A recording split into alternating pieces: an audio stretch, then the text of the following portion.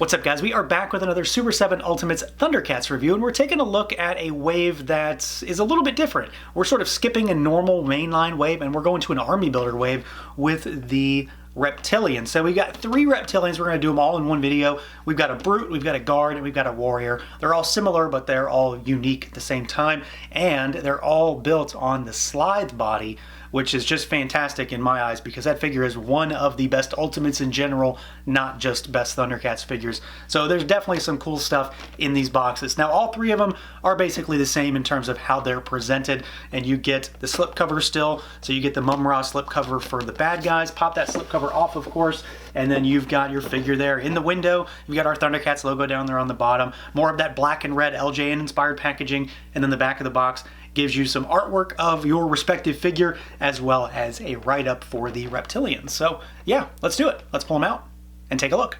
And here we go, out of the package, our Ultimates ThunderCats Reptilians. So a wave, a mini wave, a non-wave maybe, whatever you want to call it, of 3 army builders that will go with Slithe. So we've got our Guard, our Brute, and our Warrior here. And they're all, they're all basically Slithe with some changes. You know, different colors, different, one of them have soft goods, obviously, different, you know, sort of bangles and bracers and little cuffs around the feet, stuff like that. Stuff to make them all stand out from one another, stuff to make them all stand out from Slithe. However, this is one of those instances where as far as a toy goes, I perfectly understand why all 3 are like this, but the Reptilians were not necessarily carbon copies of Slithe in the show.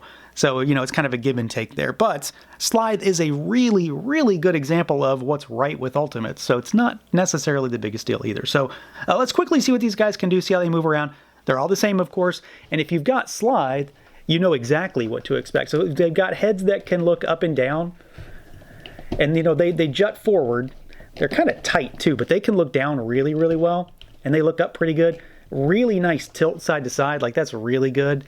You do have rotation, of course, but because of the, you know, sort of slumped forward nature of these guys, they do look kind of odd. You've got arms that go out at the shoulders. They're tight. You've got swivel there also. You've got your single jointed swiveling elbow about 90 degrees. You've got hinges. You've got swivel at the wrist. The torso is just a big, like, ball peg, basically. So they'll go forward and backward a little bit, side to side. You've got some rotation. Not a great deal of movement because of how thick these guys are. You've got a swiveling tail back here also. That's all it does, though. It doesn't do anything else. The legs will go out pretty far. Despite this loincloth, there's not a whole lot in terms of the crotch on these guys, so it allows them to move a little bit better. They kick forward about that far. Pretty decent. They kick backwards. You've got a thigh twist up there. And then you do have a knee, which, it doesn't look all that great, but it does actually have pretty solid range. They just have thick legs. You've got twist. You've got rocker, and you've got hinges down at those ankles. So, still very Slithe-like, which is not a negative. They very much move well for how thick and chunky they are. And certainly within the confines of Ultimates in general, they do have some pretty good range. They're just a little different. They're fat, squatty little lizard men. So they don't have the most dynamic posing capability as every other figure, but I still think they're pretty solid overall.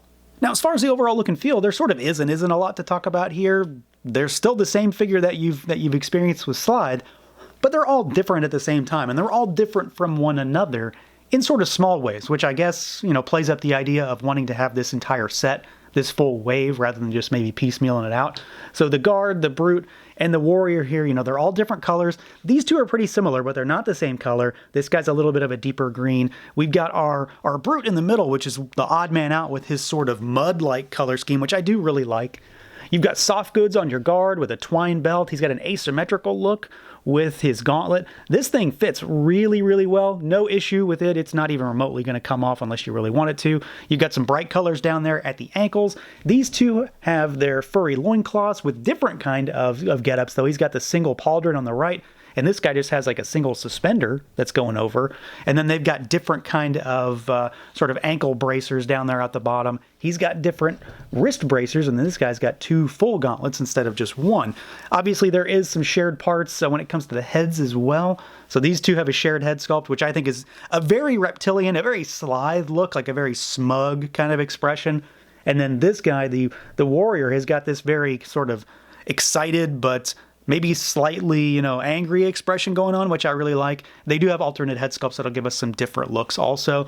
But these guys are just like really solid figures, and I say that in like a literal sense also. These are very thick, very chunky, very beefy figures. You know, the tails make them super deep. They've got weird proportions because they're so squatty, but they're very big and bulky on the top and relatively short from the waist down. So they're very different. They're of course going to go together with Slithe perfectly because they're built on that same body, but they are one of those more uniquely built kind of figures in the ThunderCats line. They're not just normal humanoids. They're slunched over. They've got weird proportions. They've got some crazy colors and weird pockmark color schemes and things like that. So these guys, I think, are going to go really well on your mutant shelf, or if you're like me and you're probably going to need to devote one just to Slithe, this will look pretty awesome with all four of them next to each other.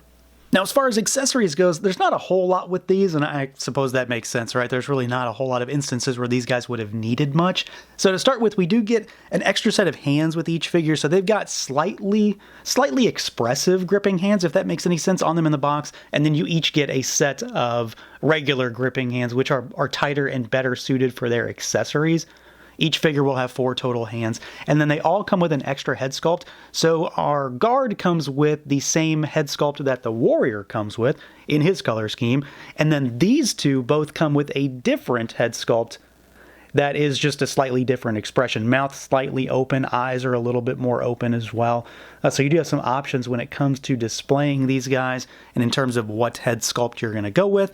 And then they all come with a signature accessory. So we've got, and of course all of these can be shared amongst all of them. So the Brute here in the middle comes with this just sort of generic spiky mace club kind of thing. There is no paint on this. The Warrior comes with the spiked chain mace. It's not a chain, but I think that's what it was called. It's got a bendy wire for the actual, you know, I don't know, flail part of it. Not the greatest. It's kind of cool. I like the idea of it. I'm worried that it's going to break over time with excessive use. It also doesn't hold the weight of it very well, but you can see it's holding somewhat of a shape here. So it kind of works middle of the road, but I like the idea there. I like the attempt anyway.